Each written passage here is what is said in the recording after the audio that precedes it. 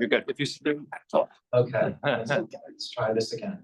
So we're going to start with a short 9/11 commemorations. I'm going to start with something that I put together today. Well, I put it together many years ago, but it still stands. Today marks 23 years since the deadliest attack on American soil tragically took the lives of almost 3,000 civilians and first responders. I was working in the Chrysler building and living in Astoria, Queens at the time. I remember the beautiful weather, someone in the elevator mentioning that a small plane had crashed into the World Trade Center, the phones going dead about an hour later, the secretary screaming that the first tower fell, and the partner she worked with telling her she must have misheard the news. It couldn't possibly be true.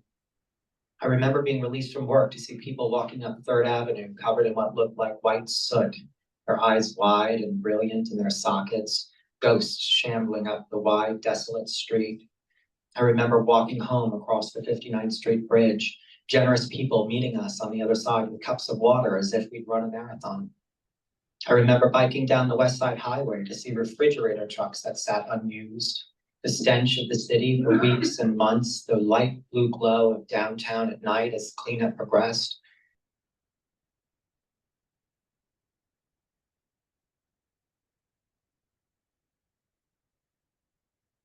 The photos of the missing civilians and first responders alike that cropped up around the city, and the messages left by loved ones asking for help in finding them.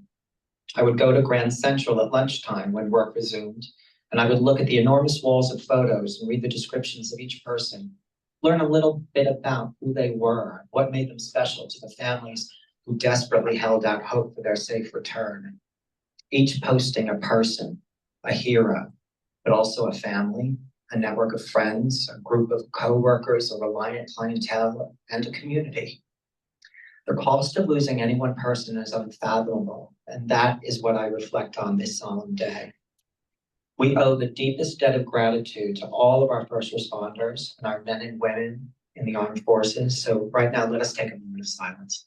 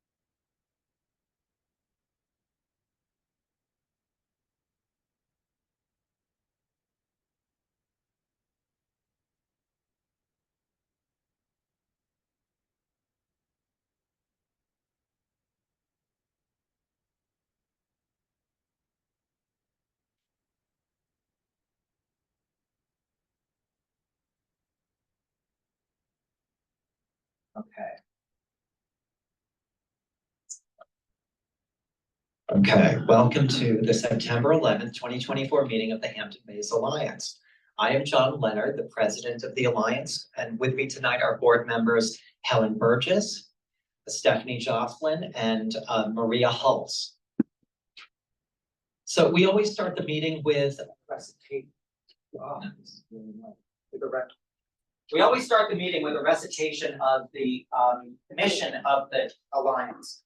The Hampton Bays Alliance is a not-for-profit civic organization founded to provide a civil and respectful space for members of the Hampton Bays community to learn about the various public and private community development projects affecting our hamlet, to exchange and develop ideas regarding the revitalization and conservation of Hampton Bays, and to promote policies and improvements that will benefit members of our hamlet's residential and business communities for generations to come.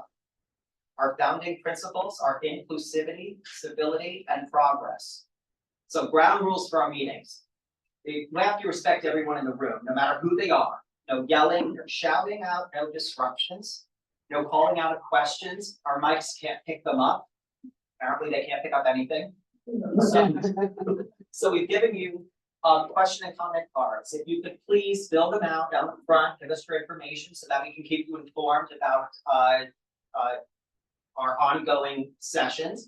And on the back, you can write your comments and your questions, and then we will take some time later on in the program to answer them.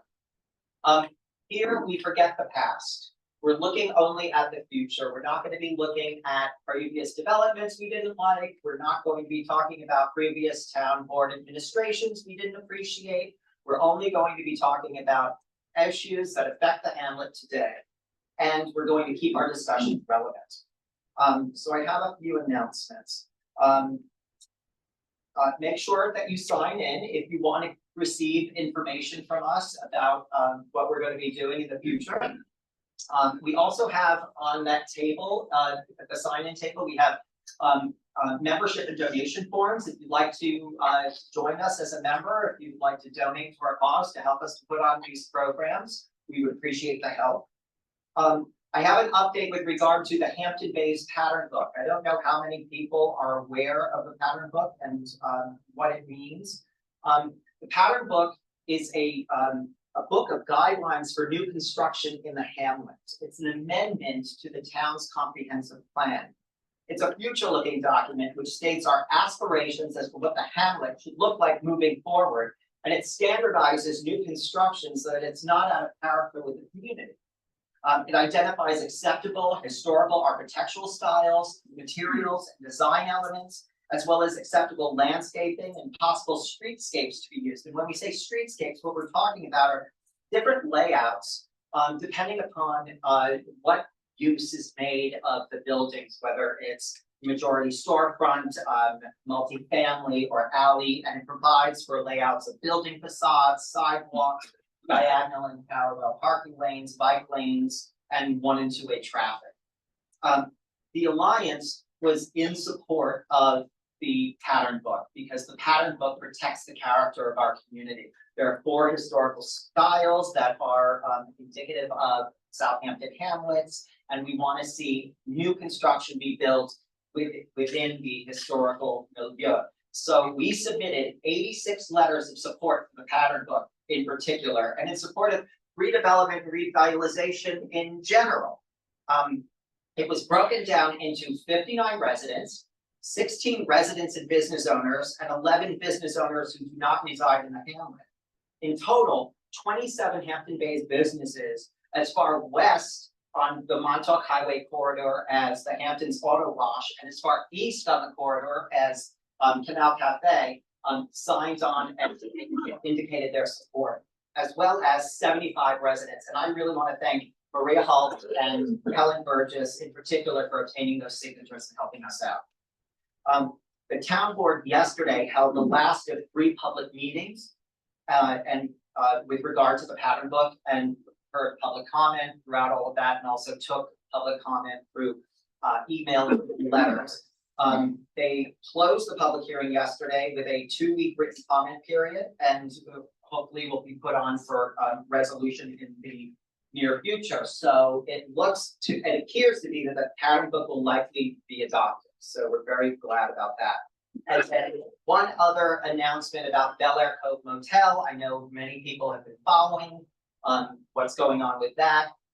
The demolition permits were obtained, demolition did begin, and hopefully it nears its completion. Our next meeting is going to be October 2, 2024. That's the first Wednesday of October, and we're gonna have a different kind of meeting.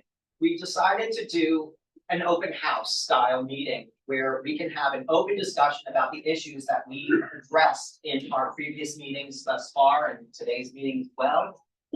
We thought it would be a good idea. We're back. I think it's a battery issue, honestly. I don't think I've changed the batteries in 4 months. So that's my fault. So we invited town council members Michael Iacilli and Cindy McNamara to come. They both said that they would join us. And it's really going to be, the style of the meeting is going to be us just talking about these issues together. Oh, there we go. And we're going to, and they'll sit in and listen to our conversation, maybe correct some information if we're wrong. And thank you. And we can work together to figure out how we want to move forward as a community, pose questions to each other, and be able to discuss the issues in a polite, civil manner. So with that, if you would give me 1 moment, I'm going to change these batteries and then we can start the full program.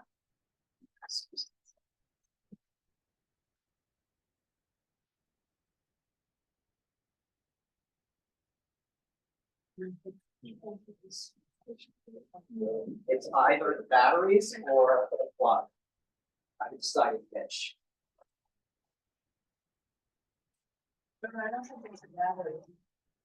Are none of them working? I think it might be the plug also.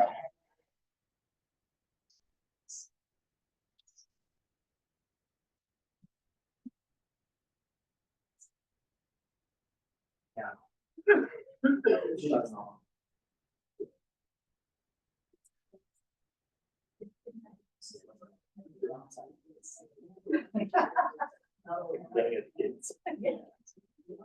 Oh, your husband.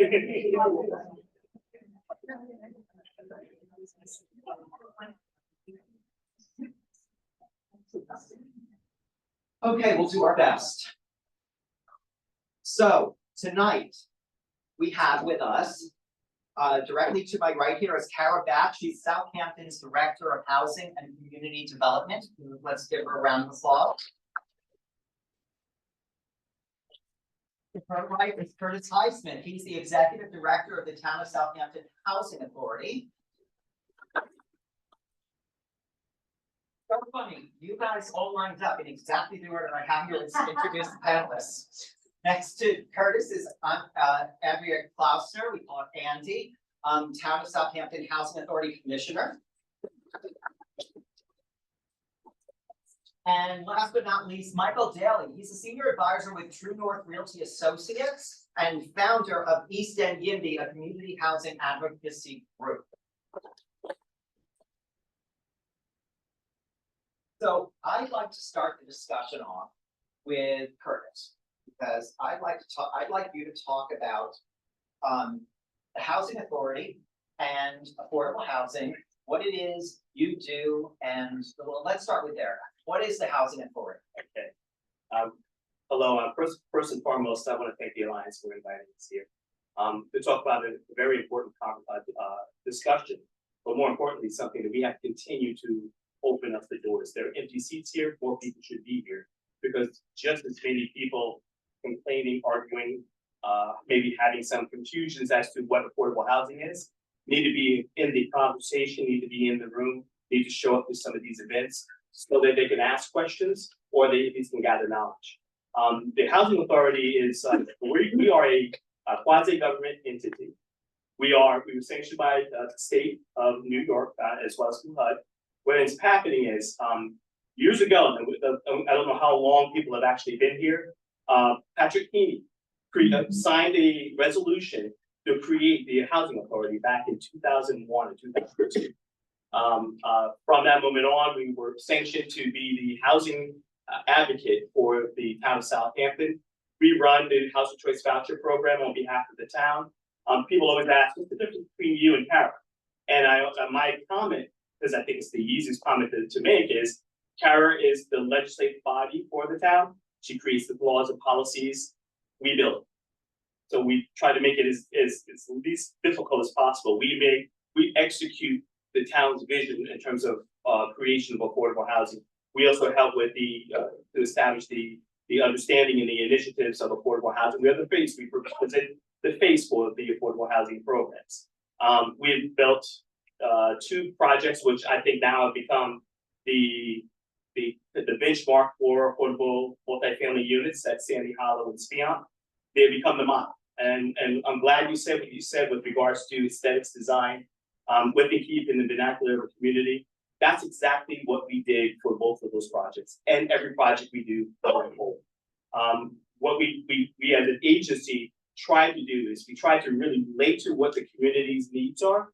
But more importantly, we walk around. We're on the ground. We're knocking on doors. We're speaking in venues such as this to find out what those needs are as well.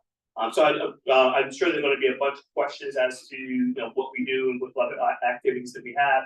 But for now, we'll start there. And okay, so well, that's interesting. So you So you build Yes. the projects. Now, let's say, so we have here, Alfred Hyola is a landowner who has a vision for a development between Montauk Highway and Good Ground Park. And we are looking at a community benefit in the planning process that would be affordable housing. Now, how would your housing authority and his development project, how would they intersect, So, if at all? well, they would have to, and while they don't necessarily have to, whenever you're building any type of development, whether it's multifamily, we're talking market rate soon. Multifamily or a subdivision, it requires 10% of those units to be set aside for affordable. So that builder, that developer, that investor, he or she will have to set aside at least 10% of those units for affordable housing. We like to get involved at that stage. We like to have a community conversation, discussion with the builder, with the developer, with the investor, because we would also like to discuss income strategies, AMI, which is area median income, design details as to what it should look like. There's always discussion on whether they would just donate the units over to us to have us manage, build, develop on our own, or if they would do it and have us come in to perform the lottery and create the programs that would be necessary to screen and find the appropriate applicants. So we've done both. But most recently, we work with Campbell Brothers over here in Hampton Bays. They were in the process of doing subdivision. 2 units were set aside for affordable housing. They got the housing authority involved, and from that moment, even before a shovel hit the ground, we were having discussions with the developer as to what we wanted in terms of a design, what we felt that Hampton Bays would appreciate in terms of a design, they would appreciate in terms of a style, and as well as material being used. So we really try to get very, very deeply involved in the process from the beginning. Just as a personal note, I also used to be the chair of the Architectural Board of Review and Historic Preservation for Southampton Village for 13 years.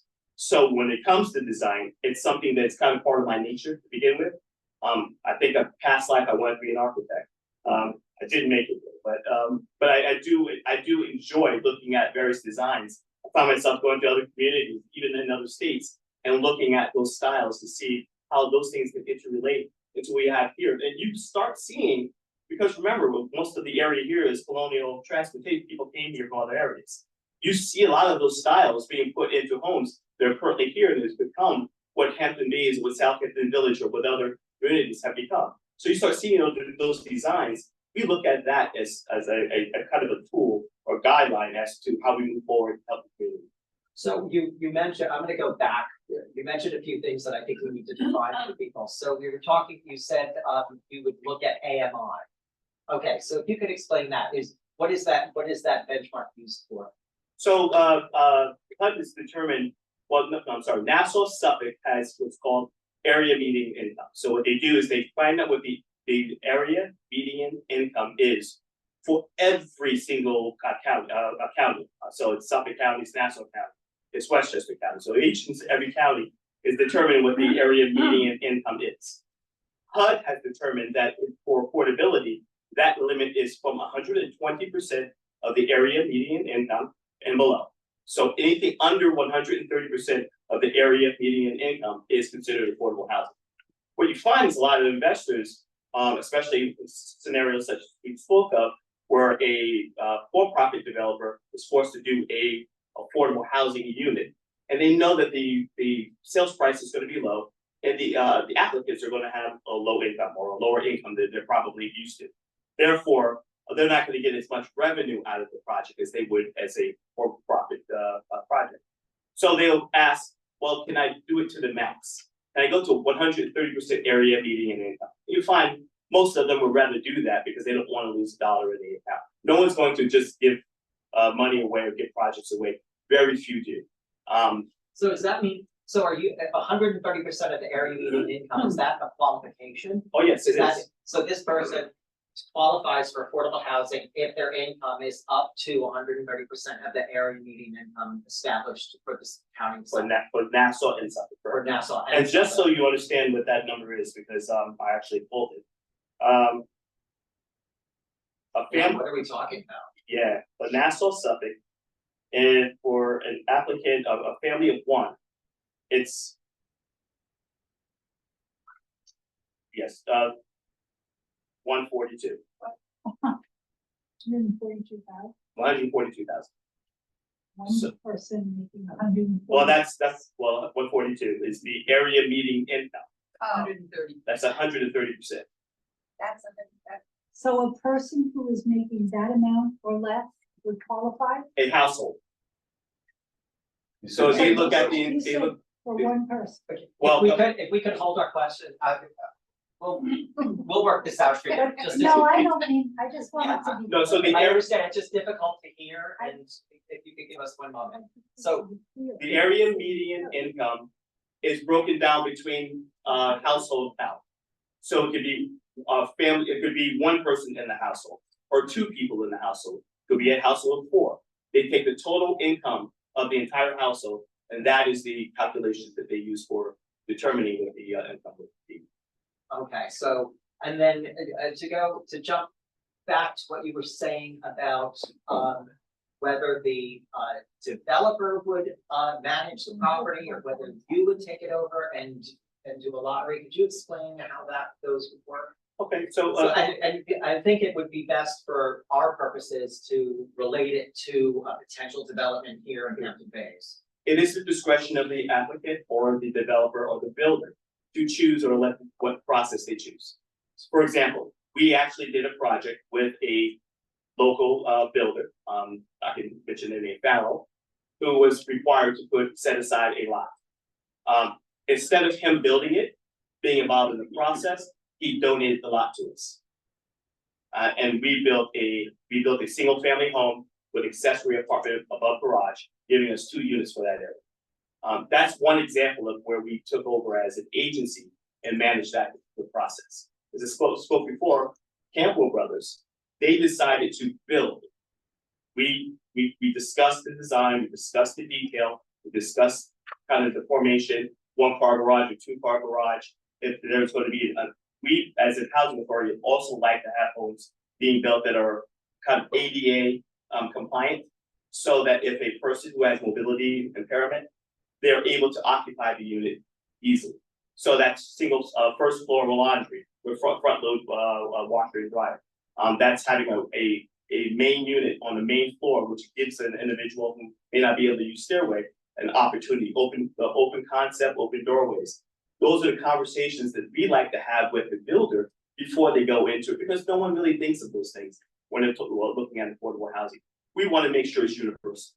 It's available for all. So those are 2 styles where we had one who wanted to be involved with actually building the structure, and another investor who decided, look, I don't want to be involved, you build it and we'll just donate the land. So then what happens in the lottery situation? So we do, and we hold the lottery. For the Campbell Brothers, we had 130 applicants for 2 homes. And an example about with regards to wanting to maximize the opportunity, those 2 homes were $506,000. That was the purchase price. Yes, not really affordable, but under the affordable program, it actually capped at about 120% area median. Okay, so, when you build, or when there's the lottery, are the people that you put into these properties, is it the same pool of people? If you were to build, how do you choose who goes into the property? And if you have a lottery, how does that work? Every single project has a separate lottery. We don't recycle names. But what we do is we save the names from each application, each process, and we put them in our data bank, and they become a part of our data inventory. So when we do have a project, or we hear of another project from another developer, we share that information so that people are aware of what's going on in the community. So we would have the lottery. If it's 102 applicants, we have to pull 102 names. We sit there and pull every single name. We normally have the elected officials come in and they have the opportunity. It is a lottery. We have a turning wheel and they pull it out. It's just like bingo, and they call the name over the loudspeaker. But this is the sad part. when you get to number 10. Because number 10 is a likelihood for 2 homes, they'll never have the opportunity to have this. When you get to number 80, start seeing the sadness really go through because they recognize the opportunity is even far-fetched from receiving this repeat football. It goes on and on. So it begins to be, the beginning of the process is exciting. It's really, it's energetic. You see it, everyone's in there. They're just anticipating their name being called. And as you go on through the process, it just becomes very sad. So you have, let's say, one property and you have 102 names? You may have 100 names. Okay. And where are the people living that are in this lottery? Are they Suffolk County people, Nassau County people? Are they outside of the jurisdiction? So because of fair housing, you cannot limit anyone from applying for the program. It's an open application. You're not doing preferences, you're not doing priority, you have to have an open application. However, and I'm gonna say this because now we're on number 11 in terms of lotteries that we've held. That lottery we've had here in Hampton Bays, 120, almost 130 applications. 80 of them were from Hampton Bays. Nearly 100 of them were in Southampton. 1 was from out of state. 5 were west of Riverhead. What do you attribute that to? That's just the nature of no one buys a home. No one relocates where they don't have employment, friends, family, relationship, history. And we've done studies too, with regard to that, and we found that a high percentage of the people, somewhere in the range, I think it was maybe 92, 98% was high. We found that the majority of people came from the town of Southampton or worked in the town of Southampton, or they had lived here at one point and had to move away to maybe to an adjoining township. But the majority of people had some connection to the town, very high percentage. Very rarely did you find somebody that had no connection to the town and to the lottery. Okay, so I mean, we have all heard within the community that people have a fear that when you have a lottery in an affordable housing situation, that you're going to wind up having people coming from the Bronx, you're gonna have people coming from other counties, people coming from New Jersey. So is that? 2 things you need to have. Sounds incorrect. Well, let's think about it for a second. You're relocating from the Bronx. Where do you work? Because you have to be able to pay for the home. So are you moving out to the Hamptons to now travel back out to the Bronx to work, or to Manhattan, or to the boroughs of Queens or out west? By just our location where we are, it actually it kind of generically and organically creates I won't say preference because I don't like using that word, but it creates organically weeds out individuals who don't have a relationship or have any purpose on being on the East End. And it's important to know that the home has to be the primary residence Yes. of the person. They have to live there full time. So it cannot be a vacation home, it cannot be, a weekend. You can't rent it out. property. Yeah, you can't We've rent it had out. reports of people trying to rent out homes. And trust me, We monitor it I monitor. and we find. Yes. So. And I'll split the vigilant inside of the car and watch. Because our reputation, future projects, everything is hinged upon making sure this is successful. If it's not, it takes one incident, mistake to ruin any other creation of our housing in the East End. I just wanted to highlight what you're saying about who the applicants are, because I think it's really important. And Michael would agree in terms of NIMBYism when it comes to affordable housing. There are so many misperceptions about what affordable housing is, the range it covers, who lives in affordable housing, and whether it covers the needs of the local community. And it's really important that we combat those myths about affordable housing. People hear affordable housing, they think, it's a project, it's a high-rise project, it's welfare mothers, it's people with 10 children, it's you know, whatever other stereotypes you think of. And in reality, affordable housing is for all of us. If you have a disability, if you want to age in place, if you're a young family starting out, and you want to work here, you can't afford the prices. It's really important to understand that affordable housing doesn't just mean low-income housing. It is. That's a good point. It's I've heard a lot of, it's Section 8, which would be low-income housing, am I correct? So what is the difference? I will. I actually will.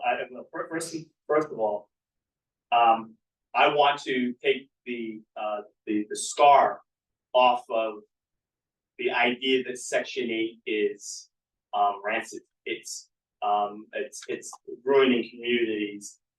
Our program, I can only speak about our program, the Southampton Town's Section 8 program, concentrated voucher program. There's so many restrictions. There's so many regulations. If, for example, if it's in a house, it has to work. That means if it's a microwave, if it's a door, if it's a scratch in the door, a scratch in the screen of the door, it has to be replaced. There's a crack in a step, it has to be repaired. We are so strict about operating this program so that people will never turn to it and say, I know that that's part of Section 8 home. Most reports that I receive when people say, I'm reporting because I know that they're overcrowding, here's the address. And I go and look at our system and I say, they're not on our program.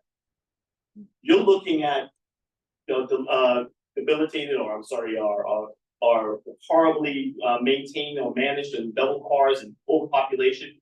They can't be on the program.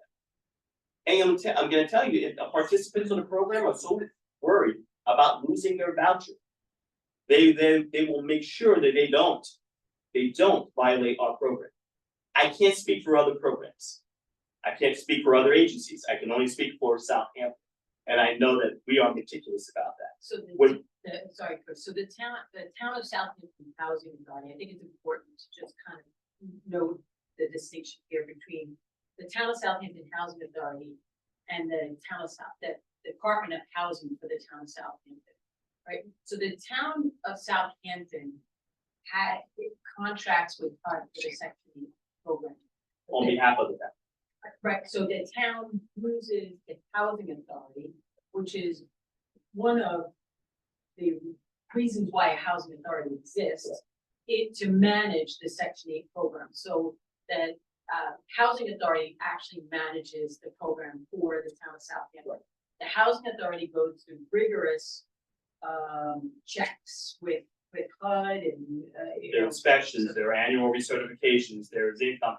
There's now we have another making sure that we do background checks, check source of income, because people now are doing they're getting paid through Cash App and other stream resources. We check that. That's a source of income, and so all of that is in their mechanisms, and we have special mechanisms where we can actually get and gather that data and be surprised at how many hidden income that's out there, but we get it. I just wanted to point out that another misconception is that Section 8 is just a fully subsidized program. That's not true. The people who receive vouchers have to pay a portion of that rent. They have to pay income as well. It's not just, it's a subsidy to make a level playing, but the tenants must contribute. So up to 30% of a person's income, they have to pay. So whatever their income is, up to 30% is their obligation to pay whatever it may be. How many people are in the program? We have a very small program considering. We are allocated 167 vouchers. Annually, we may send out between 90 to 102, 110. And the reason why, and this is the reason why that we're talking about Section 8, we had to request HUD to increase our payment standard in order for us to qualify or be able to get more landlords. Because think about it. Why would anyone want to rent out their place for less money, more time, more wear and tear on their homes, rather than doing over a summer and be able to get summer revenue, which is going to be greater, less impact to their homes, and they don't have to worry about constantly surveying their house and making sure it's well maintained.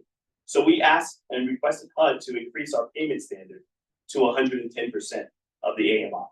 I'm sorry, of the HUD's determined fair market rent. We just got out the payment standard for 2024 going into 25. Bedroom of one, under Section 8, $2,667. Family of a three bedroom, $3,989. 4 bedroom, $4,272. So when you say that this is something about a program for extremely low income, and you can see that it's comparable to what fair market rent is here in Hampton Bays. So what is the incentive to a landowner to, and I assume the landowner is the one that applies to be part of Section 8 programs? The homeowner, so whoever. So what is the incentive to the, Well, no, the landowner applies to be a landlord. to be a landlord, To right? participate on the So program. what's the incentive to them? 3 things. One, you guarantee your money.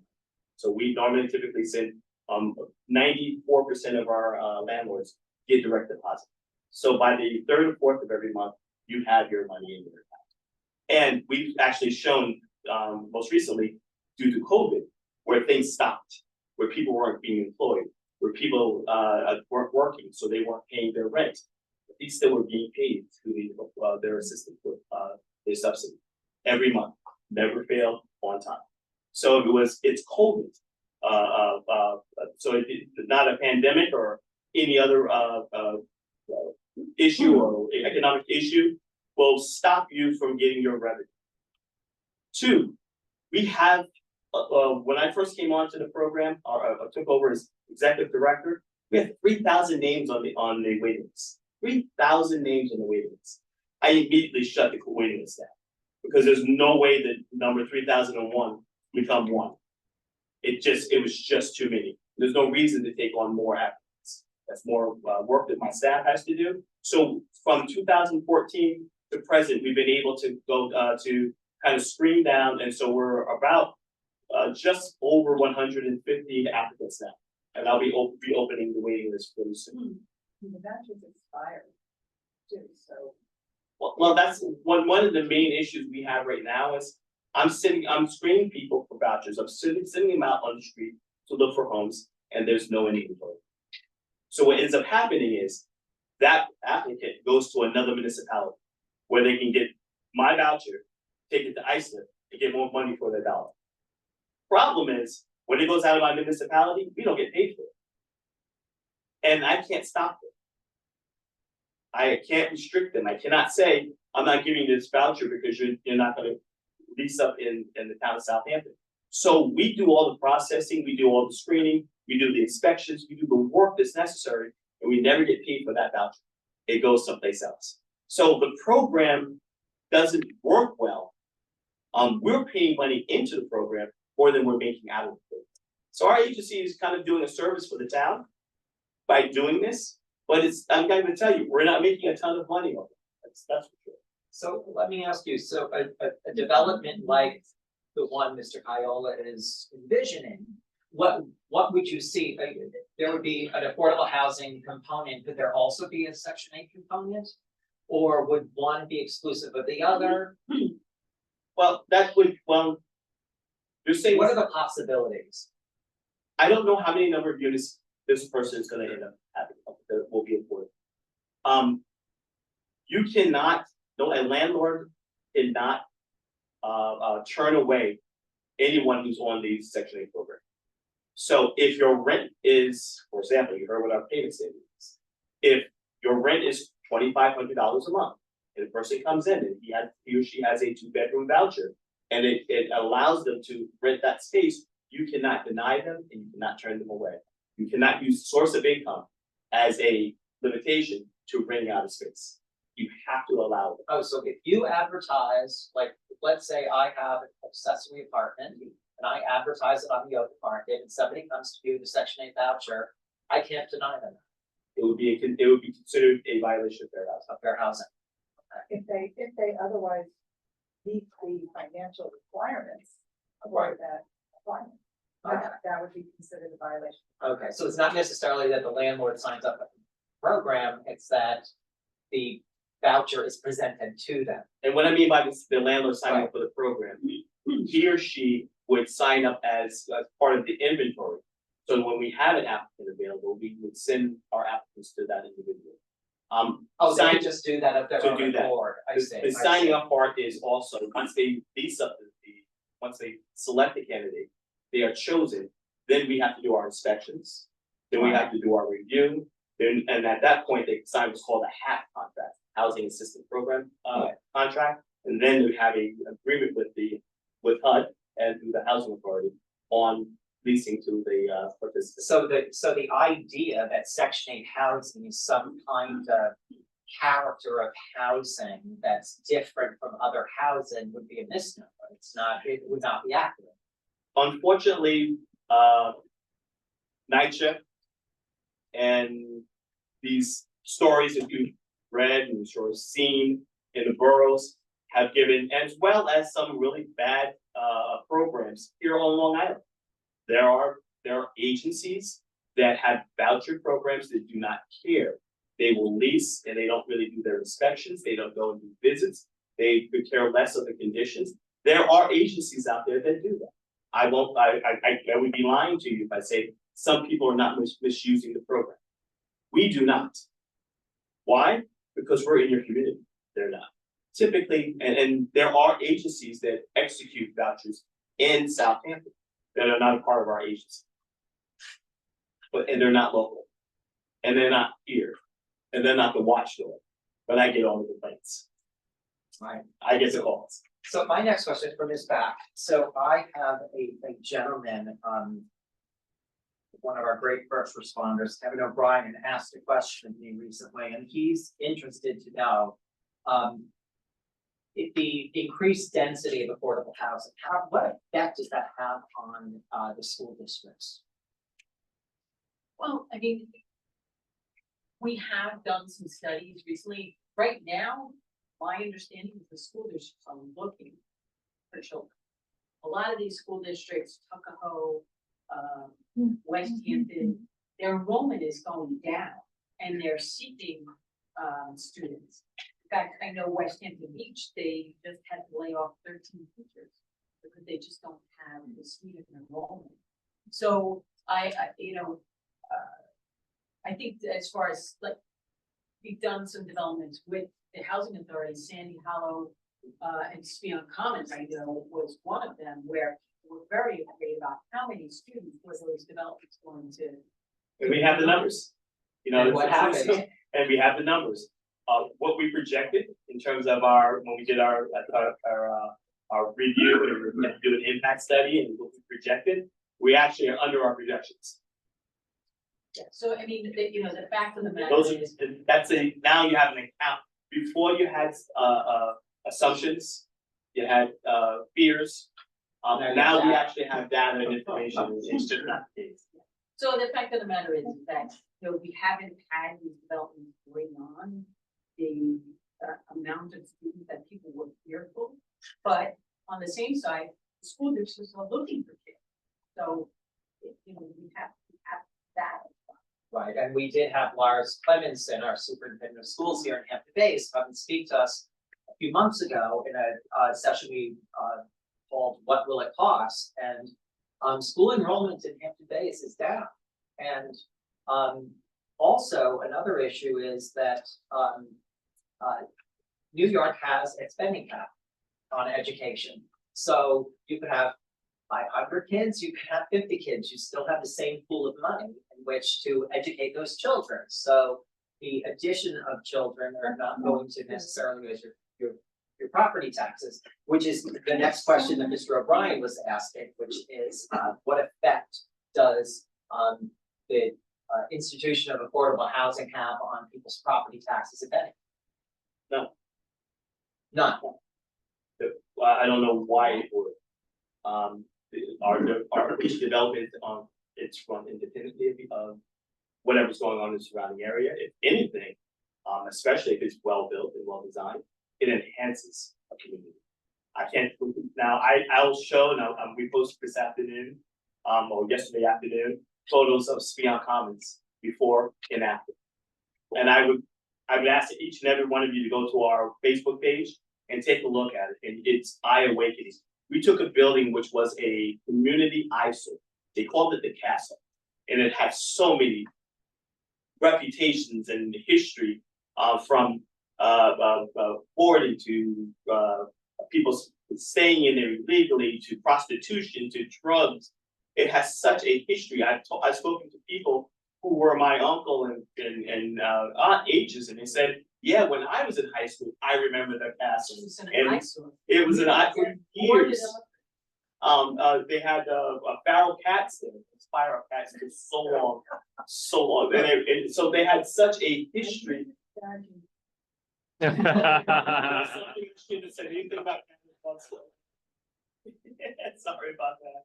But anyway, but when you look at what was built, we had after Spion and Sandy Hollow were built. I took the individuals who were most against both projects. I mean, they were absolutely angry that we would even consider building affordable housing in their community. A few drove by my house while I was cutting the grass to yell out the window, how dare I do this? Yeah, into my house. I brought it back to Sandy Hollow, and I brought it back to Spion to take a look and do a walk. One said, this is not that bad, should have built more. Well, in fact, I mean. And now, presently, the person who sued us for Sandy Hollow, selling me his property now to build Sandy Hollow Part 2, because he said he did such a great job. You gotta get this misconception of what affordable housing is. It enhances communities. It actually incorporates communities when it's built and it's developed properly. I just wanted to say, when I worked for a fair and affordable housing nonprofit in Westchester County before I moved out here, I used to go around speaking about the myths surrounding fair and affordable housing. And we used to play a game with the audiences. We had pictures of different houses in the community, and we put them side by side, and we'd say, guess which one is affordable housing? And you couldn't tell.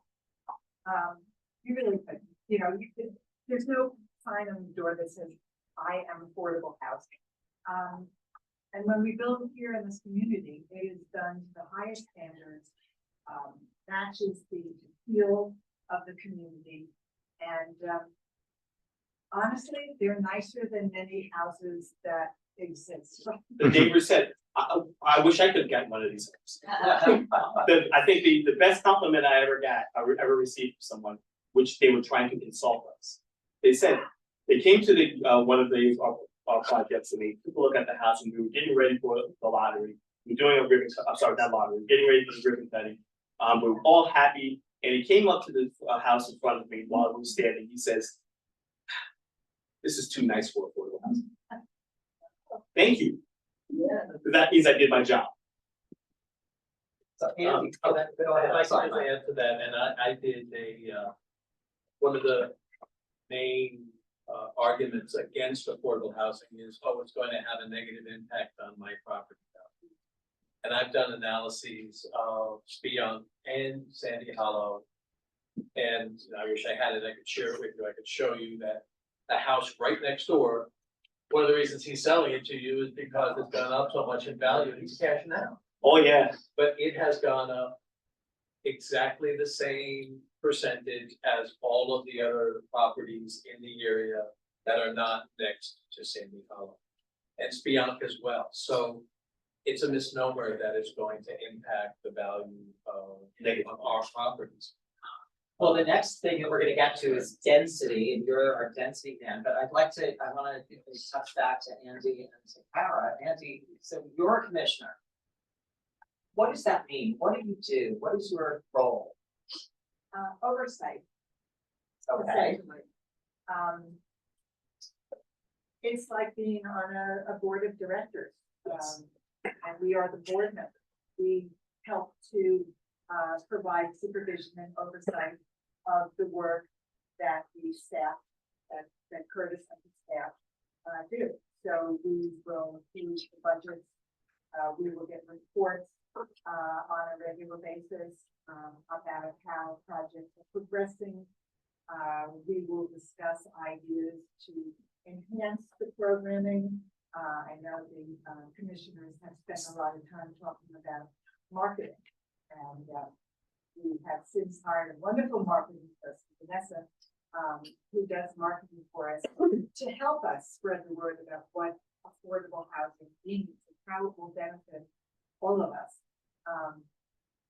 And I say that it really does benefit all of us, because if you have a thriving community that meets the housing needs of all people, and you have a diverse and vibrant community, it helps the community economically, and that lifts everybody up. So since we are a government entity, just like the town board has a town supervisor, has council people, and things have to be passed by resolution, have to be passed by a majority, has to be open discussion. You have to have open meetings, and you have to make sure the public has the opportunity, if they choose to come in and participate or give comment. That's their oversight responsibility, give resolution. If I'm proposing a project, they will ask a vast amount of questions. I love it, because what it shows me is that they're passionate about what they're doing. Ellen, appreciate our commissioners, Ellen also. And ribbon cutters, and they're there. Very big on the ribbon. I'm blessed enough to have 3 attorneys in my board. Fun. What we do.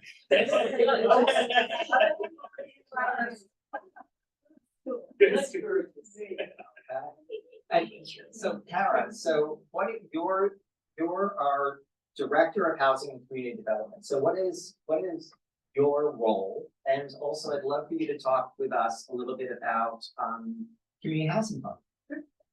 So, as mentioned, I'm the Director of Housing and Community Development. So, under my department, are a lot of various divisions, including senior services, which has the senior nutrition program, has some senior social programming for seniors. Stay tuned. Today, I was just working on some new active senior programming that we're going to work on developing for everyone, maybe some water aerobics and art classes and maybe some cooking classes. So stay tuned for that. Also under community development is our community services division, which has a very popular honor flight program to celebrate our town veterans. We take them down to Washington, D.C. twice a year to visit all the monuments and serve them dinner and bring them back. So it's a terrific day to celebrate for our veterans. We also have the Youth Bureau, which develops programming for positive development for our youth. We have programs like Broader Horizons, which is a job development program for our youth. It's a paid internship program. We have Youth Court, which is a program for teens who have done minor offenses. We have their peers adjudicate the cases. We have their judge, jury, prosecutor, and defense attorneys. They all play those roles, and it's based on restorative justice and really rehabilitation of that youth rather than punishment. We have a youth in government program, which is a terrific program that our youth prepare actual bills, and then they go up to Albany and argue them on the floor of the Senate, which is just a terrific program for them as far as learning public speaking and learning how government works. And then we also, through the Youth Bureau, provide counseling services for our youth. We have several licensed social workers employed by the town who do some counseling services for them. We also have domestic violence, which provides support and guidance to victims of domestic violence and violent offenses in our justice court. So that's all in addition to the housing division, which I'm also a part of, and Curtis told you a little bit about how we work together. You know, the housing authority is separate, completely separate. It's not a division or not a department of the town. The housing authority was created through New York State public housing law. The only really the only connection between the town and the housing authority is the town board appoints the housing authority's board. And the town has a contract with the housing authority to administer the Section 8 program for the town. Otherwise, really the housing authority has been developed and created to do just the things that Curtis had been speaking to you about tonight, which is develop and manage public housing projects and developments, and to manage the Section 8 program, things like that, and to deal with housing issues that are within the town. So that's really the purpose of the housing authority. But with regard to my housing department, we do a couple of things.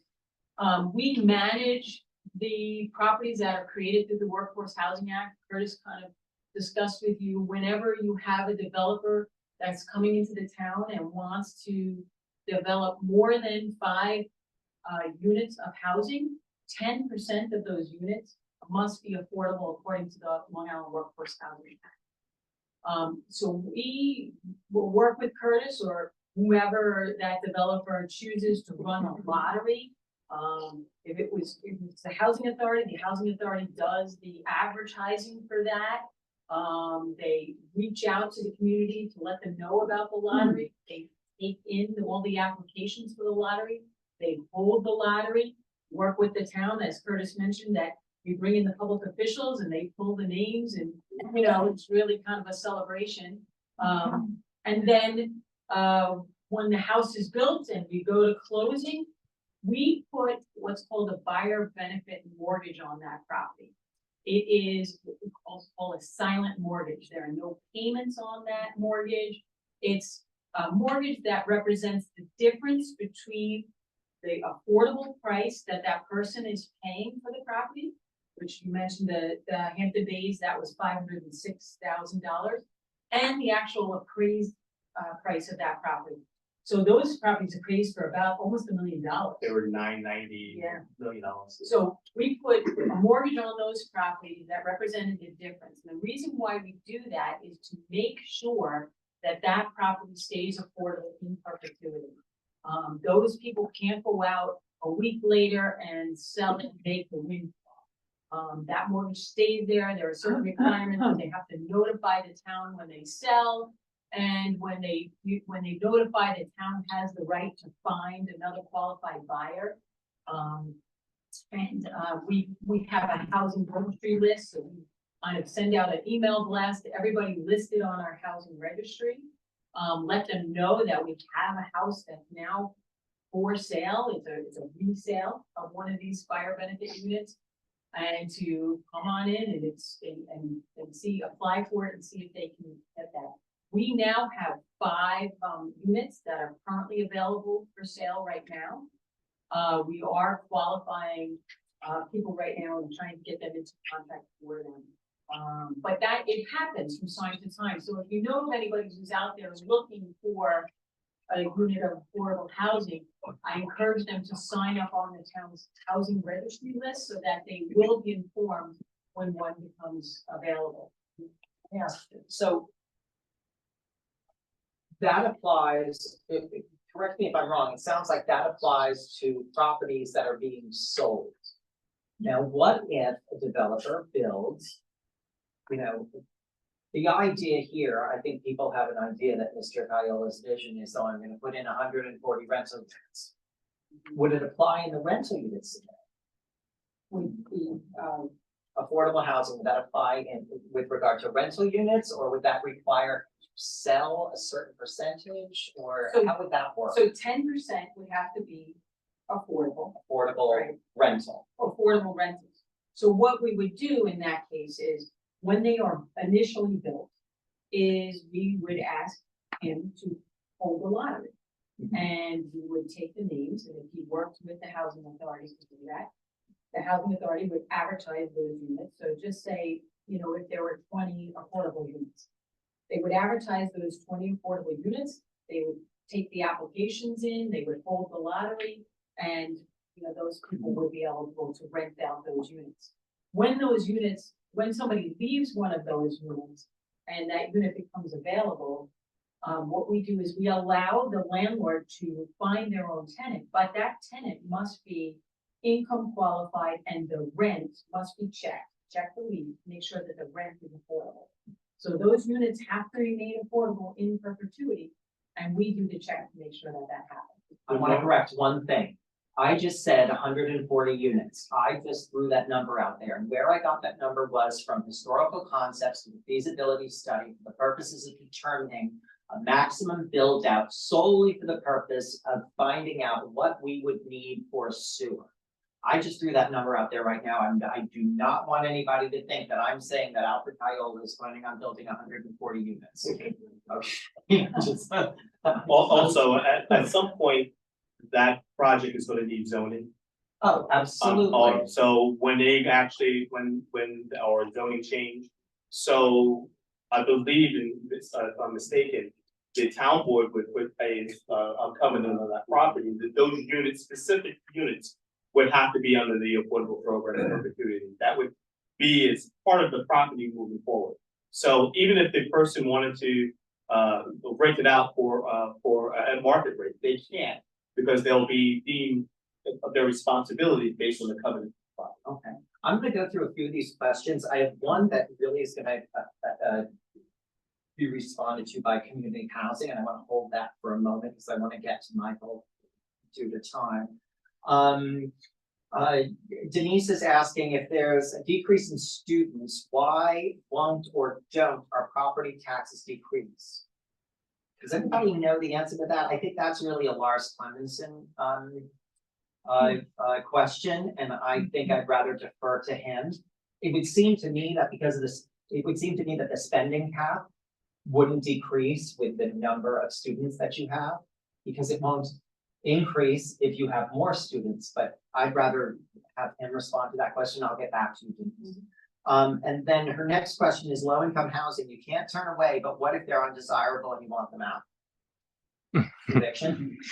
Well, since we're in Hampton Bays, and we know of a person who terrorized Hampton Bays for a number of years, that unfortunately lives in our residence, and we had to evict him.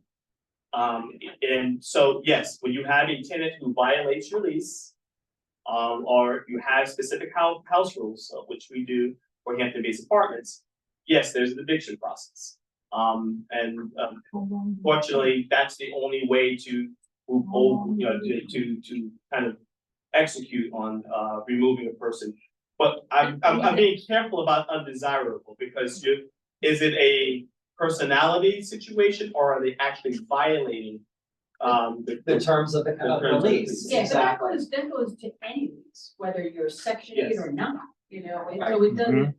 Yeah, I wanted to emphasize Yes. that. I mean, it's a contractual arrangement like any other lease. So if you violate the terms of your agreement, the terms of program, it's like the terms of a lease or any other contract. The only time that we would get involved, if it was a section 8 applicant. And now by violating their lease, they violate the terms of their HAP contract. And therefore they're removed from the section 8 program. We stop making payments, helps with the eviction process. Right. So if they're in violation of either their lease agreement or the program guidelines, they are removed from the program, and we've done it on a number of cases. You gotta be careful, because when you do it, and you lose your voucher, it's very difficult to ever apply for a voucher in the future. Right, and everyone should know also that you don't necessarily need a written lease in order to form what's called under the law a leasehold. You could have an oral agreement, you could have somebody move into your house and live there for 30 days and stay, and then you created a leasehold on a month-to-month basis. You have to evict them through the justice court, just as you would have to evict anyone that had signed a lease with you. How long And- does that take? How long did it take? It can in take that quite case? some time. I know that. I'm curious, how long did it take you? Our situation happened during COVID, Yeah. so everything stopped. Took years. So it took a year and a half. Well, if you've ever done it when it wasn't COVID, how long did it? It can, depending on the courts, Uh-huh. it can happen 6 months to a year. So they. You have to give they- notice, so and there's a they process. First, you give notice. Then you receive notice. Once they have notice, the clock starts ticking, and then you start procedures. And notice is dependent upon how long they've lived there. I do landlord tenant law. I recently evicted a couple of squatters. Mhm. You'd be surprised. No, I wouldn't. That's why You'd be I'm asking. surprised. I had I'm a asking. client in I'm East Quad whose mother passed away and somebody just moved into the house. She Yeah. lives in Florida and somebody just moved into the house and then we had to evict them. It took us about a year. Yeah, Yeah. that's Um, what, that was, that. So, We have a uh, question. somebody states that they're a bit confused. What's the eligibility criteria for Section 8 recipients? You have to be 50% area median income or less. That's the household income, so total household income. If that means it's mother, father, son, daughter, aunt, uncle, grandmother, even an aide, depending on their lease or their arrangement. The total household income is calculated. The total household would have to be under 50% area median. Okay. I have another card here. A bunch of the questions have already been answered. What types of affordable housing would be appropriate for Hampton Bays? I don't think, are there different types of affordable housing? That's the funny part, because I can ask each person in here what you think affordable housing is. And I would get probably 60 different versions of affordable housing. Is it for sale? Is it for rent? Is it income? Is it?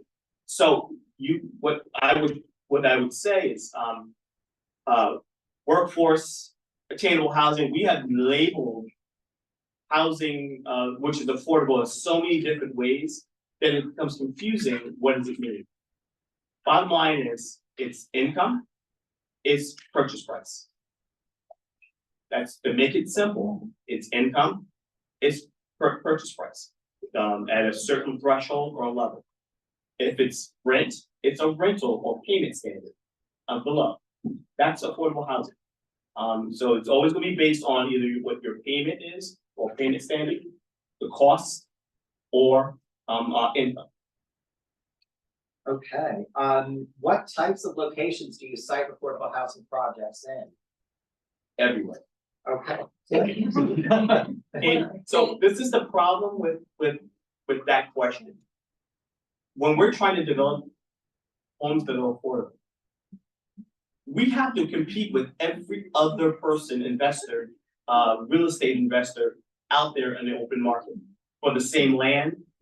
Mind you, we have less resources than most of those developers who come in with they're cash rich, they have other investors, they're an organization. So we're out there looking for the same plot of land as everyone else. We've been blessed enough to receive lots from the county under the 72H program. That's these are either homes or lots that were foreclosed on for failure to pay taxes. And then they were able to be repurposed for one or two reasons. Either sent out in an auction at market rate, or repurposed for affordable housing to not-for-profits or municipalities. We were able to get a number of those lots. The great thing that we have now is we at least have an additional funding source through the Community Housing Fund to help offset the cost of acquisition. But we've been struggling trying to find location because it's based on availability, resources, costs, and oh, by the way, one important thing, most of these we need to do a zoning change because they don't comply for what we need to do. And communities don't like to hear change of zone. So we're careful. Yeah, so just to build on what Curtis said, the Community Housing Fund, for those of you who don't know, it's a 0.5% supplemental real estate tax paid by the buyer at real estate closings now. This was enacted in 2022 by you, the voters, and the purpose was to create affordable housing opportunities for the community, to support the community, make sure that it's sustainable, because without affordable housing, we are not gonna have a sustainable community. We're not gonna have the workforce that is able to live here in our community. So with this community housing fund, we have a community housing fund advisory board. Right now, it's made up of 11 people in the township. 2 of them come from Hampton Bays. We have Betty Torres here tonight, who's on our community housing fund advisory board, as well as Marion Golden. And what they do is they look at the applications as they come in, and they are charged with reviewing them and then making recommendations to the town board with regard to the projects or programs that should get funded. And one of those criteria that they are reviewing them is to make sure that affordable housing is not in one area of the town. It has to be spread out throughout the town. So I think that might answer your question as far as, you know, it can't be in one community. They also have another criteria is it also has to be architecturally similar to what is here in the town of Southampton. It has to be look and feel. So we've built over nearly 30 homes since 2014 to present. We've built in obviously Flanders and Riverside, but we built here in Hampton Bays.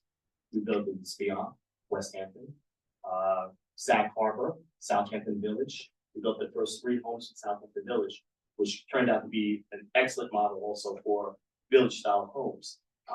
Cedar shingles, white trim, mahogany front porches for $300,000. I want one. I was jealous. Michael, I'd like to turn to you. Because it seems to a lot of people that we're doing our best with affordable housing under the circumstances that we have, but it seems like our best almost isn't good enough. And I have a question from the audience. What can be done to better satisfy the demand for affordable housing? Well, you hear Curtis, built 30 homes since 2014.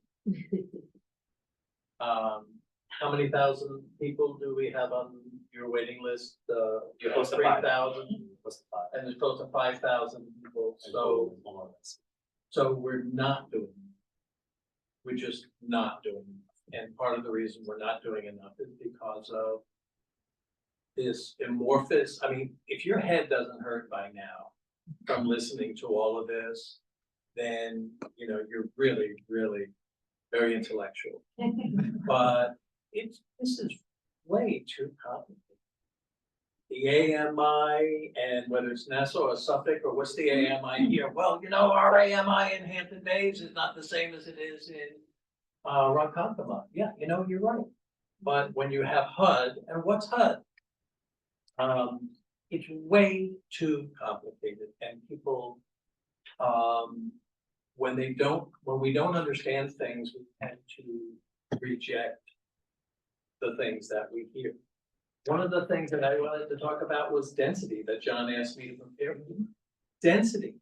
It's a boogeyman. Density is not a 4-letter word, although it's used as a 4-letter word in a lot of opposition, right? Density is a 7-letter word. And what does density mean? Density is you know, we don't want to be more dense, you know, density is bad, density, we're already too dense. There's a lot of people who are really too dense. But density is actually Density is actually generally defined as the amount of residential development permitted on a given parcel of land. That's what density is. All businesses use density. I don't know if any of you have been involved with the petitions to get Trader Joe's to open a store out here, right? We've all been, so many of us have been emailing Trader Joe's and writing letters and everything. Please open a Trader Joe's out on in the East End. And they won't even come to Riverhead. Why? Although Aldi's has both. Because there's not enough density to support their business development. There's a lot of companies that have opened here and some have closed. A business uses density to help them make their business decision. But I want to ask you a question. Does anyone know what the density is?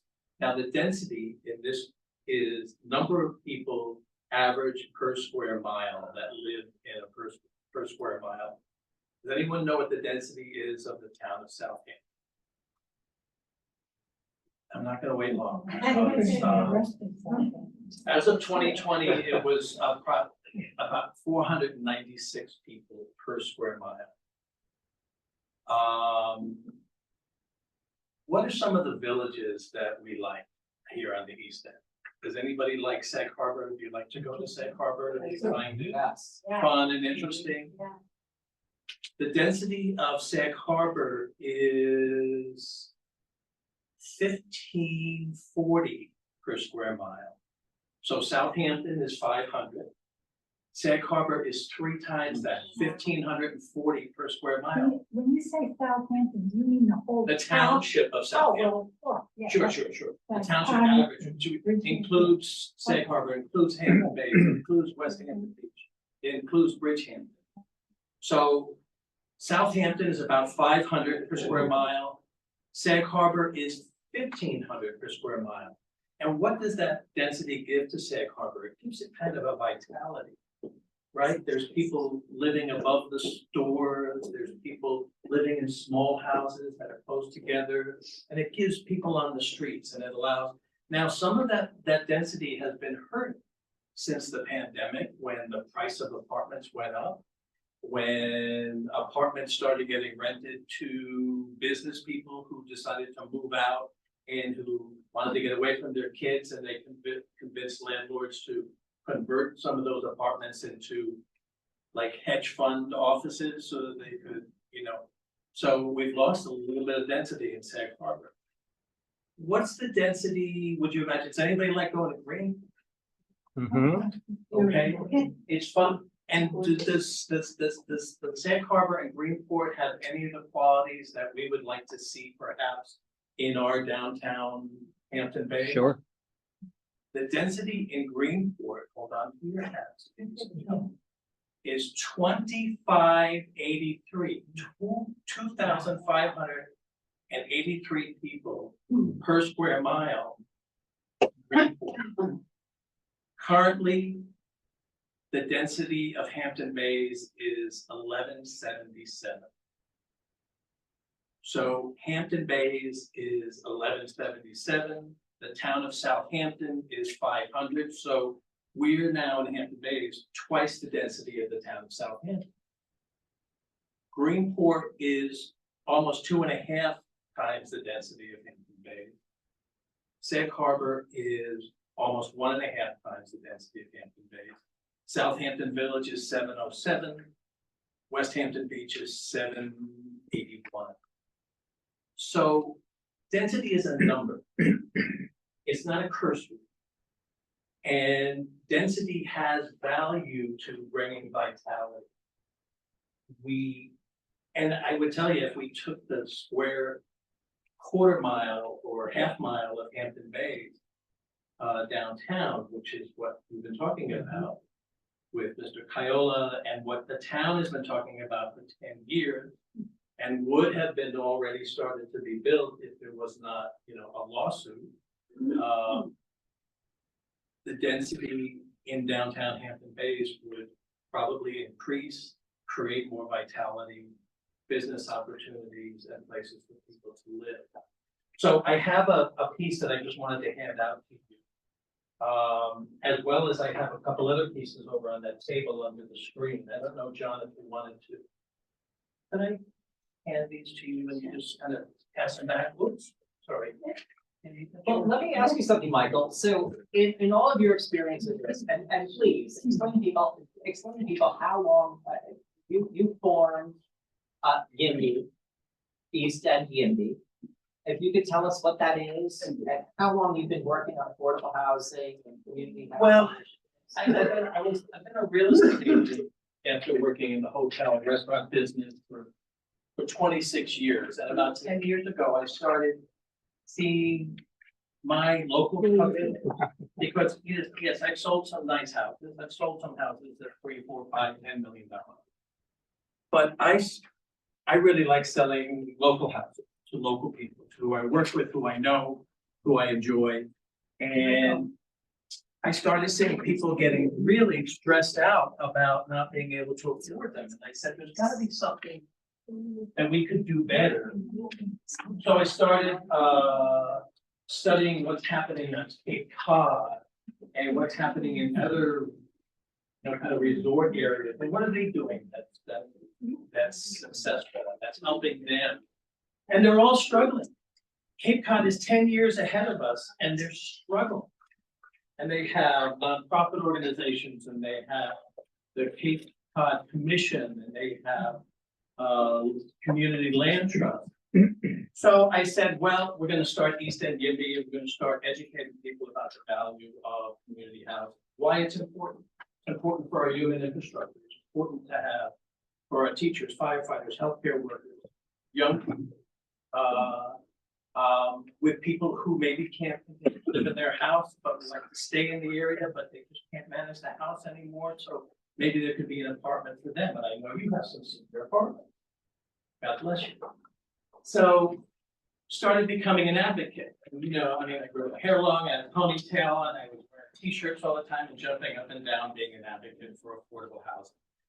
And then our group really started to make some progress. And East Hampton is doing really well. We started working with different municipalities on how to redesign their ADU legislation, okay?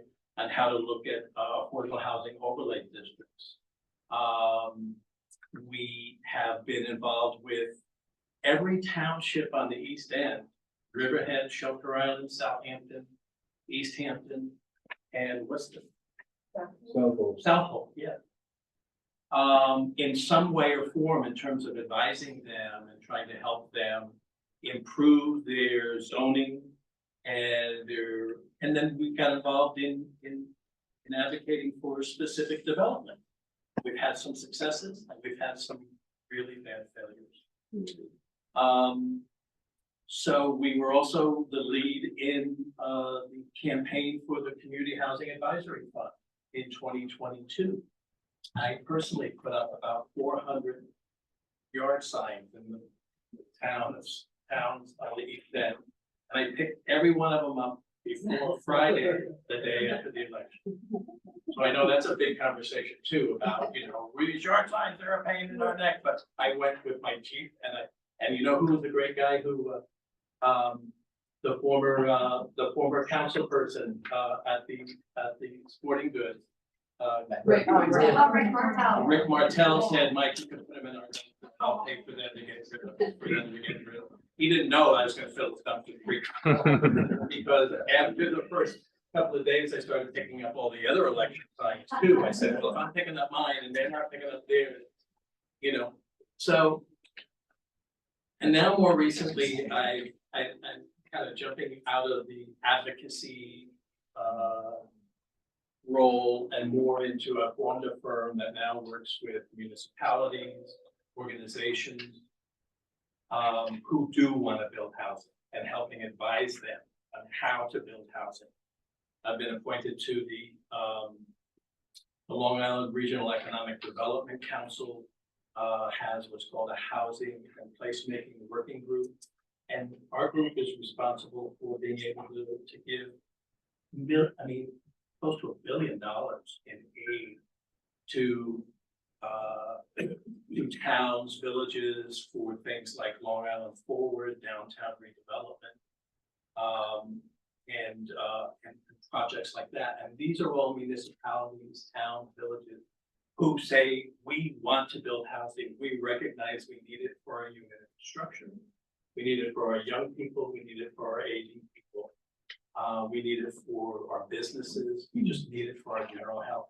Because I'll tell you, regardless of whatever we want to believe, the town of Southampton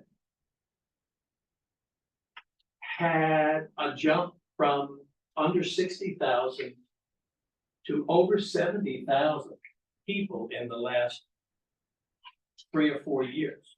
Oh. Did this number go way up? Boom.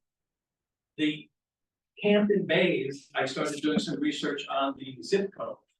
Hampton Bays went from 12.9 thousand in 2014 to 19,000 in 2024. No way. Yeah, right. That is a 33% jump. And that's in the 4.6 zip code. In the 4.2 zip code, it went up 40%. That's a smaller population that's less dense.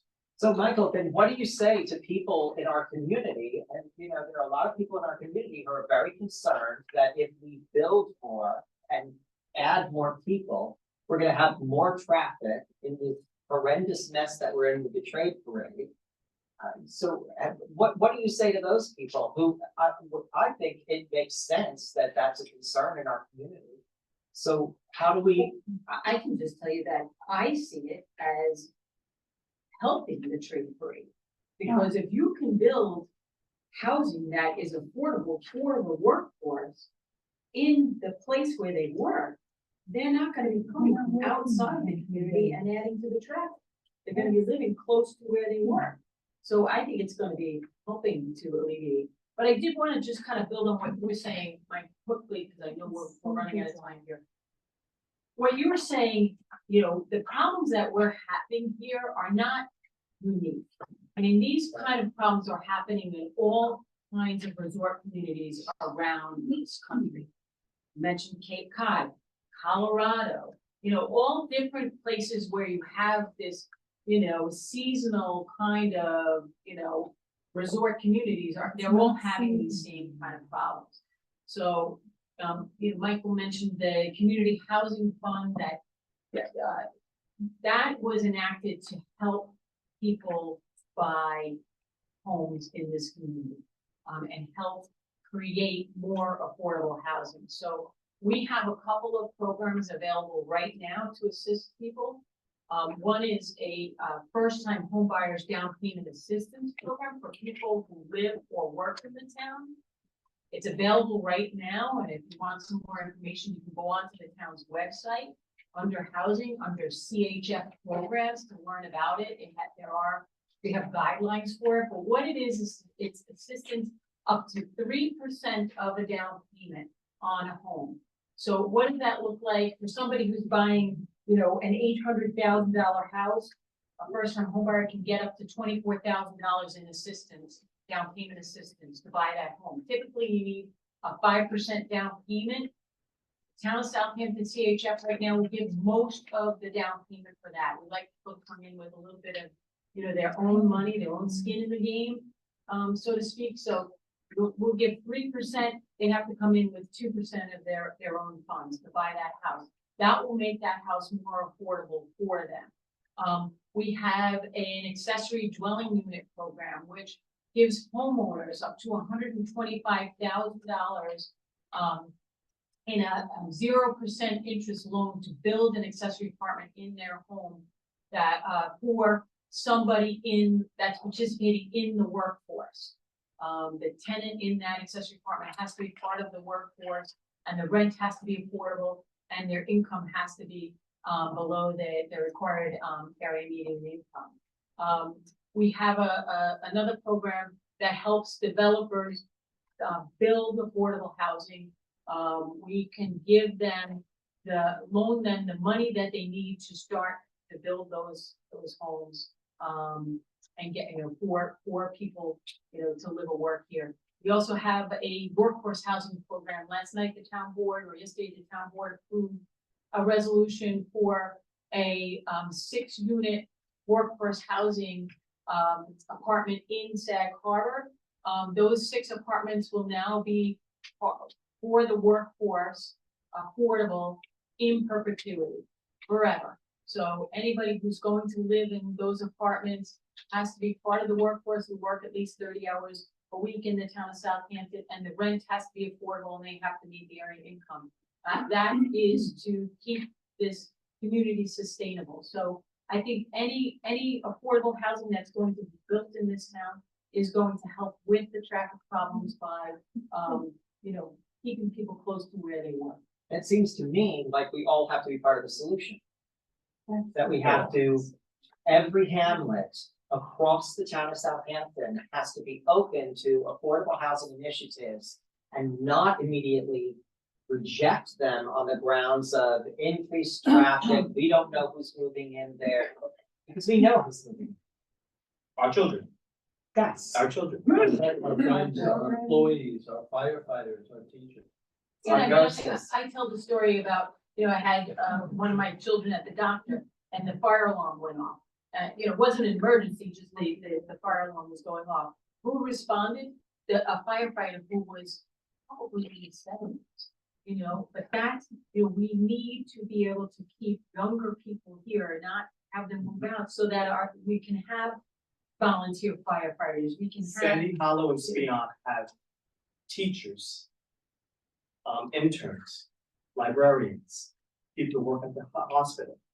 As a matter of fact, we have a police officer, and I forced him to bring his car into the parking lot every so often, just so people can see this is the face of affordable housing. I have a question right here. Yes. Yeah, ma'am?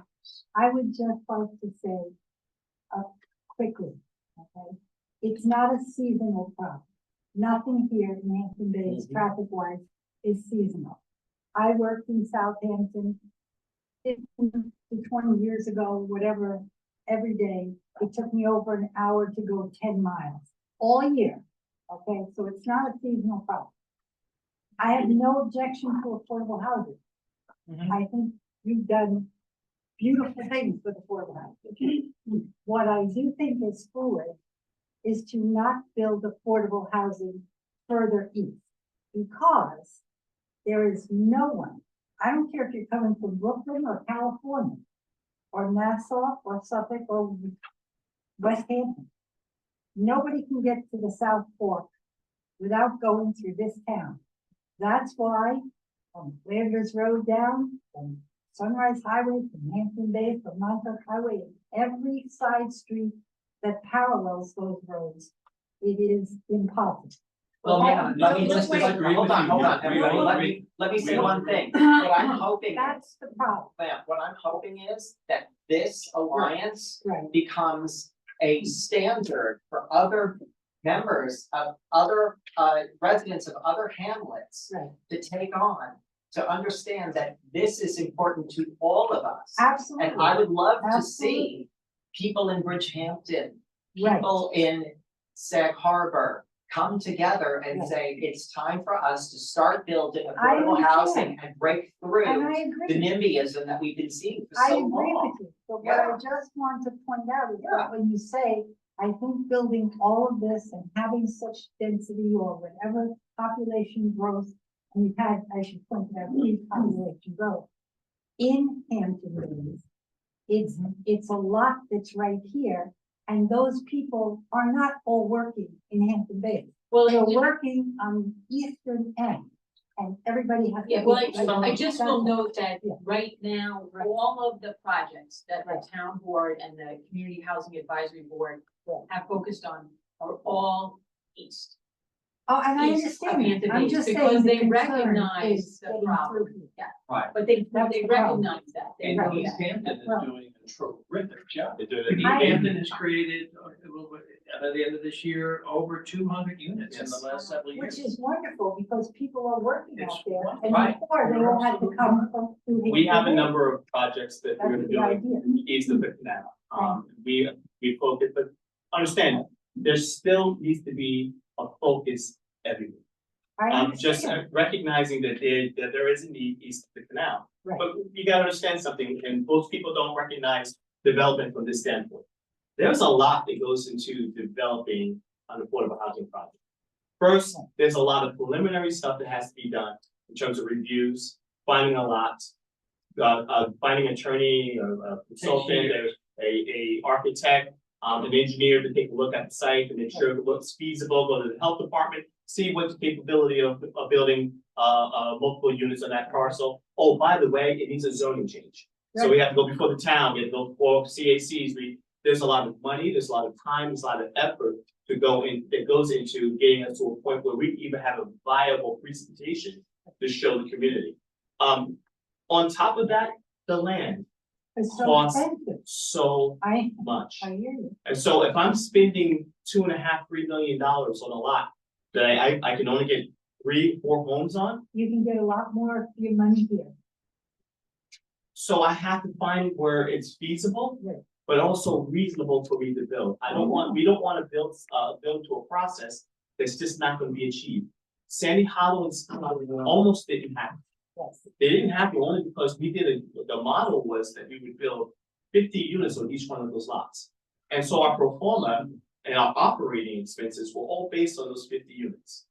When we were asked to reduce our number of units, the cost of operations didn't change. I have the same costs, whether it's 50 units or it's 30 units.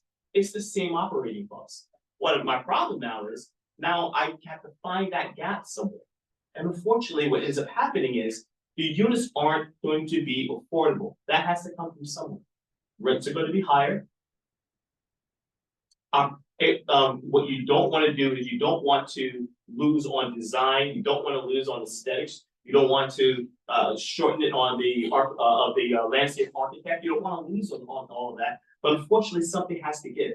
And so that's why, when a developer comes and he says, hey, I need 50 units. It's not because he's trying to make a windfall or be rich off the project. Quite frankly, most affordable housing developers don't get wealthy on these projects. If they're state funded, you're restricted on the amount of profit you can receive on each one of these projects. It's usually capped at like 12, 15%. So regardless if the rent is $4,000 or $5,000 or it's $2,500, that developer is capped at how much he can earn on each one of these projects. Yeah, Sandy? I just want to say that I don't think you would have disagreement on what you said from any of us. The goal is to build fair and affordable housing throughout Suffolk County. And at some point, you begin to run afoul of the fair housing laws if you don't build throughout the county, because then you're not meeting regional housing. So it is a priority. But understand, as we've all pointed out, that there is a lot of opposition because people don't understand what affordable housing is and what it will mean for them. Right. That's not my. And another thing, no, I just want to say there's one more thing at play here, which we haven't talked about, but there is, besides the community housing fund, which is terrific. We have a community preservation fund, which is also terrific. However, there's now a competition and a lot, besides finding land that's available to buy on market, you also have a lot of available land that's been bought up by the community preservation fund, which makes it even harder. And that's important and it's wonderful. We want to keep our community green. We fell in love with the beauty of this region, but it makes it very difficult to find housing. absolutely. And another thing is that while we have issues with traffic and whatnot, it seems to us that our hamlet still is in need of housing. Just like every other hamlet in the town of Southampton. So we can only really address the issues of our own hamlet. We all live here, work here, play here. And so we can decide the trajectory, the future of our hamlet.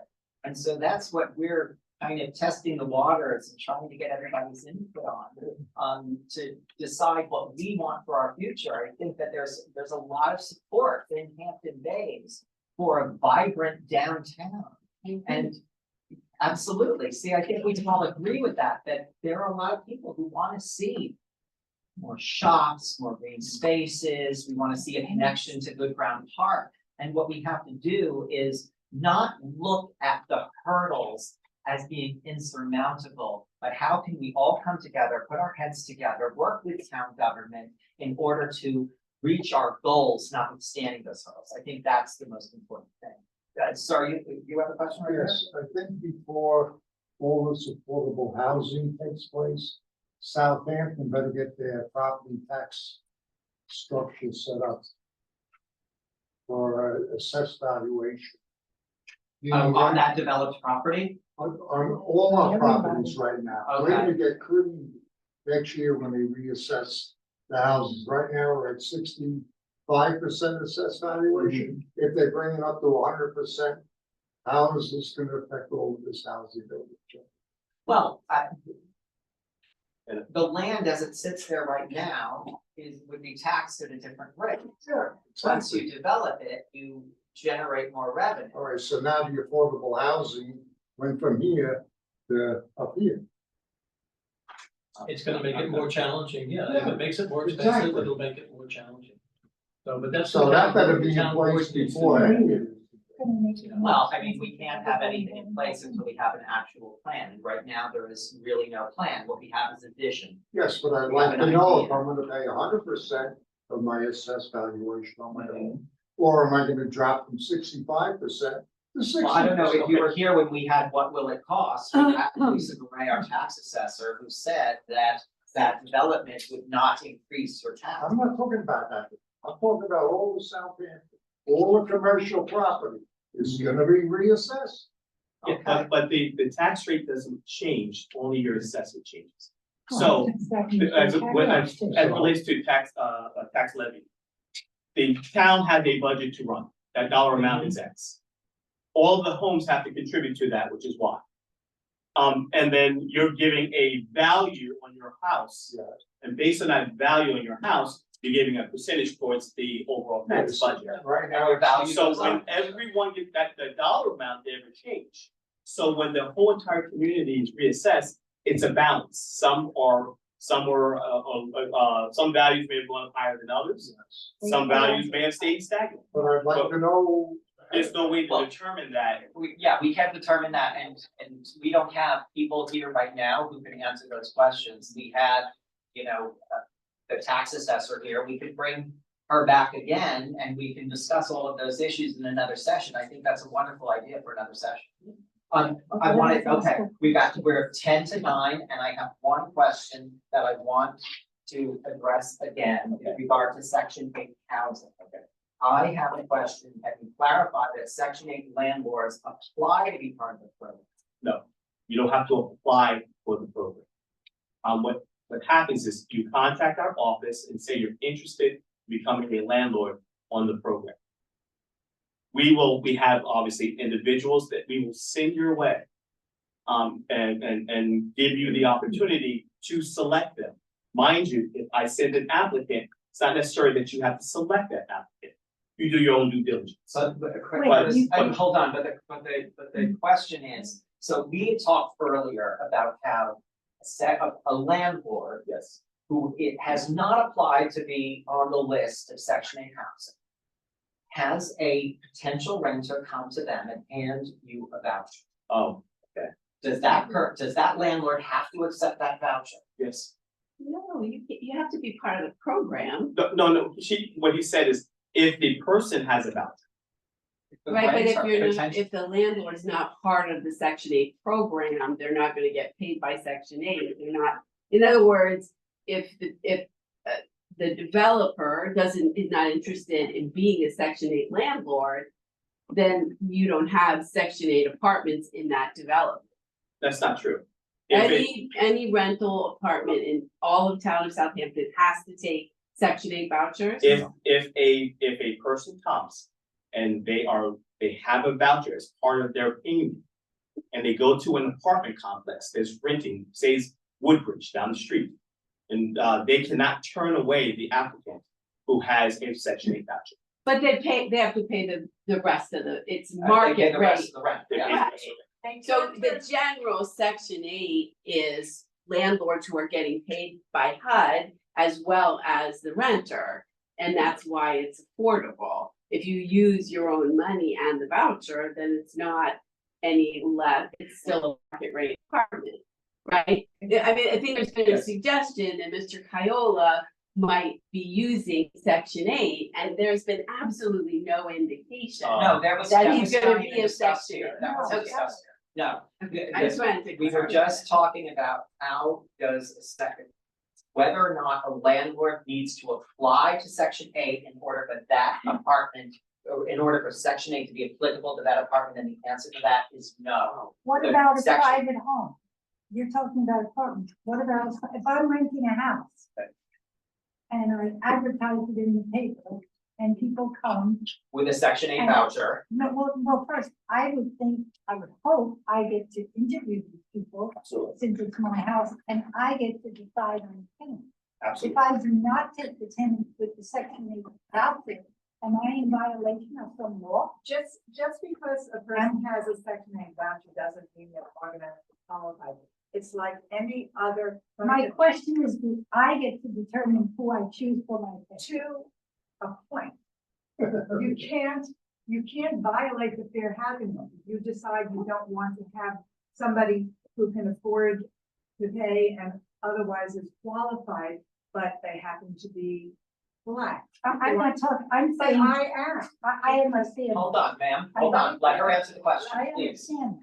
So when you have somebody with a voucher, Yeah. you have to assess that person based on the only things that should matter Correct. to a landlord, which is their financial ability to pay and to be a good tenant and not violate your contract. That's it. What about the number of people that want, if it's a couple versus a family with 3 children and I choose the couple? Am I allowed to do that? You can't, it depends on how much space you're renting. Is it 1 bedroom? Is it 3 bedrooms? So I don't get to choose my tenant. To That a doesn't make point, you cannot reject someone on the basis of a protected characteristic. If you decide you don't want anyone who live there who wears polka dots, you have to take that for I'm talking about a family versus a couple. you can't discriminate on the basis of familial status. Okay. If it's a 1-bedroom apartment and you have a family of 5 No, coming no, and they I'm not want, talking. but that's part of it. If it's a 1-bedroom and you have a couple versus a single person, you can't discriminate. So the landlord doesn't get to choose if it's a group that perhaps would have more wear and tear on your property versus. That sounds like a very subjective situation, and it sounds to me like you might be at risk of violating fair No, housing no, law, I'm and you have to talking be about very if I want to careful. rent my house to a couple or a family, if I choose the couple. Well, You're not that's- listening. We've got five, You're not we're listening. 5 minutes to 9, and Yeah. we don't have time to go into all of this. I think I just- what was relevant to the conversation. If you like, you can call my office. Yes, What I will do please. is 2 things. One, I will print out or email to you Right, what the requirement guidelines are, so that there's no confusion as to your rights. I'm not You talking as a- about discriminating based on color or whatever. But I'm talking about just relevant to the protecting conversation we're having right Yeah. now is if somebody comes to you with a section 8 voucher, and you're renting your home, they can otherwise make the rest of the payment for market value. You cannot, under the I fair housing, understand. hold on, you cannot, under the fair housing laws, deny them simply because they have a section 8 voucher. That I think, Of that course, is, yeah. the- That is correct. I get that. that is what we're I saying. understand. Okay, That would thank not be you. my Okay, reason. so it is 9 o'clock. Thank you everyone That so would much. not I be my apologize for taking so long. You should have done it. Oh, my God. Thank you all so much. I can show that they're both. Please come back on October 2nd, so we can have an open house. I'll be right there. discussion. How are you? Nice to see you. Thank you.